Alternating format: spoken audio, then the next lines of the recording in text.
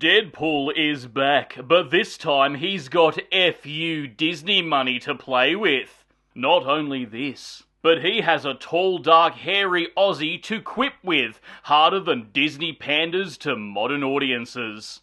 It's the team-up we've all been waiting for in Deadpool and Wolverine.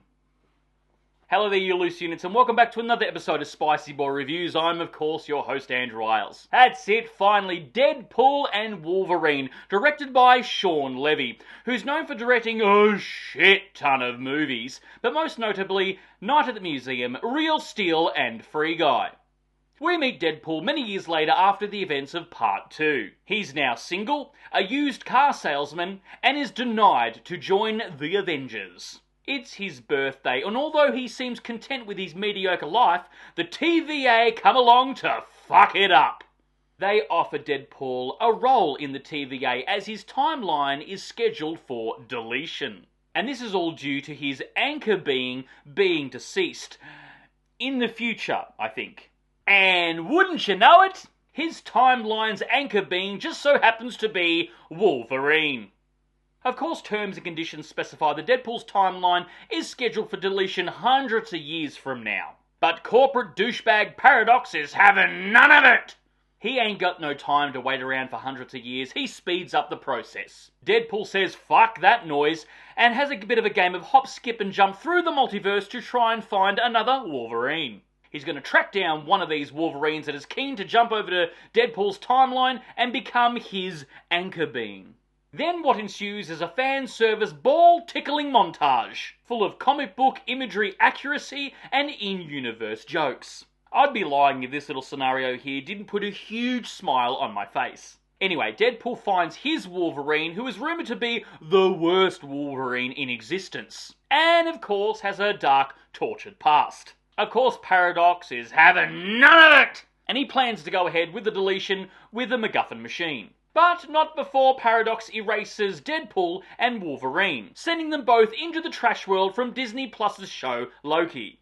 And then, the rest of the film happens. Fair to say, what ensues next is a head-spinning adventure chock full of cameos, snappy dialogue, and a plot that's more meta than Ryan Reynolds in a Deadpool film. We all know this film was marketed and resting heavily on the shoulders of the chemistry between Hugh Jackman and Ryan Reynolds, and boy, do they deliver. Not all jokes land, I will be honest, but I was impressed that there was more than one heartfelt, serious moment. I'd be lying if I said my butthole didn't clench in the cinema waiting for a serious moment to be undercut with a stupid Marvel joke. But the film restrains itself on most of these scenes. I mean, yes, we do get some undercutting humour here and there sprinkled throughout, but I was super impressed that the film had those serious moments and sat in them. I feel like that wasn't a Marvel decision, however. Definitely a decision by Shawn Levy, Ryan Reynolds and Hugh Jackman. Even though we got a magnificent chef's kiss 5-star send-off for the character of Wolverine in Logan, it's so good to see Hugh Jackman sporting the adamantium claws once again. If nothing else, this guy commits 2,000% to the role of Wolverine every time he's on screen. Even in the shittiest X-Men films, he was always the best thing in them. And Ryan Reynolds, what can you say? The guy was born to play Deadpool. The villains were okay, I guess. I will admit, though, that I'm not a huge fan of overpowered villains. But I will say I did enjoy the smarmy Mr. Paradox played by Matthew Macfadyen. And the cameos in this film, fantastic. I will say that the cameos are way better and shit all over the Doctor Strange multiverse of mundane cameos. However, I will say that they are on par, just as good at, if not more surprising and entertaining than the ones in Spider-Man No Way Home. They generally surprised me, especially one particular character indeed. When they walked in, there was a cheer inside of me. And yes, it's exactly the cameo you're thinking of. I feel like although Marvel are going to learn the wrong lessons from this film, and there's going to be a lot more cameo porn in future Marvel multiverse films. However, these cameos in this film seemed like they had a purpose. Fan service? Yeah, sure. But welcome nonetheless. If nothing else, especially with the cameos, it feels like this is a goodbye or a send-off to the 20th Century Fox superhero films. And I've got to say, this movie made me nostalgic for those movies. I grew up in a time where there was no such thing as a shared universe in film. The 90s were owned by DC, especially in the box office, as primarily it was mostly Batman movies.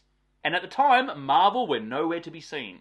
And it blows my mind that there's a whole generation of people out there who know nothing but multiverse and shared universes in film, a la Marvel. But yes, this film feels like a bit of a love letter to a bygone era, early 2000s superhero movies. And I've got to admit, if this is the last Deadpool film, I'm totally okay with that. Sending off his character and Wolverine yet again with a little swan song.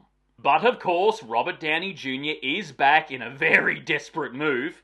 Personally, I would have preferred to see someone like Cillian Murphy as Doctor Doom, but I digress. We all know Wolverine and Deadpool will be back. I mean, the film even jokes about them being forced back time and time again. And even after the tactics of the Flash film is anything to go by, we'll probably see these characters resurrected again via CGI. Speaking of the CGI, there was some very shonky CGI here and there in the film, but it didn't take me out of it. And unfortunately, at the very climax of the film, it did feel like it was a bit of a CGI bukkake party. However, I still enjoyed every moment in this world. There is a lot of conveniences in the plot, not gonna lie, and the film does jump around a little bit, but it didn't bother me because, as aforementioned, I was having such a good time. I've seen a little bit of a negative feedback by other reviewers and people online due to bad writing, as aforementioned plot conveniences, and the fact that some of the jokes didn't land. And I've got to ask, what the fuck do you want? I understand that people want good movies with good writing. Hell, that's what I want. But I don't think this film was meant to be the masterpiece 5-star movie that was going to save the superhero genre. I mean, don't get me wrong, it's going to make a shit ton of money. And I feel like Marvel will learn all the wrong lessons from it. But Deadpool is kind of anti-superhero movie in a way. He has so many meta-references to the oversaturation of the market. Even saying at one point that Wolverine's coming in at a very low point in Marvel Disney. But I'm starting to think all this bullshit spat online by certain people is just pure black pill, and these people will never be fucking happy. As a reviewer and a movie lover, I call out pandering when I see it, but in this film, I didn't see it anywhere. Is the plot a little bit silly? Yes, of course it is. Is the film perfect? No. Is it a shit ton of fun? Fuck yes. In my opinion, this movie delivered exactly what it promised. Doing a review of this movie so far down the track now feels like a bit of a moot point, I understand. Because if you were excited about seeing this movie, you would have seen it already. And if you were sitting on the fence about seeing this movie, either you're never going to see it, or you're waiting for a positive, resounding feedback from your friends and family. However, I wanted to talk about this film and gush a little bit, because honestly, for the first time in a long time, I had a great time in the cinema. Sounds bizarre, I know. Like, I watch a lot of movies at the cinema. I review a movie every week.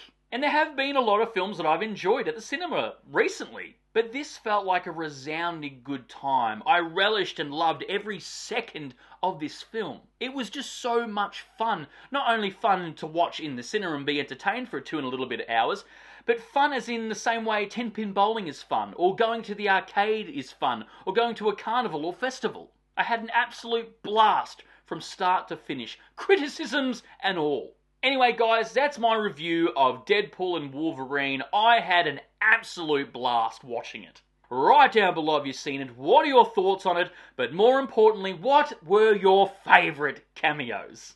And of course, if you made it this far into the episode, please give me a thumbs up because your love and support keeps me going, because I just love movies and I assume you do as well. And of course, don't forget to hit that subscribe icon because I give it an episode weekly. And I'll see you back here next week for the next review, but until then, stay spooky, kids.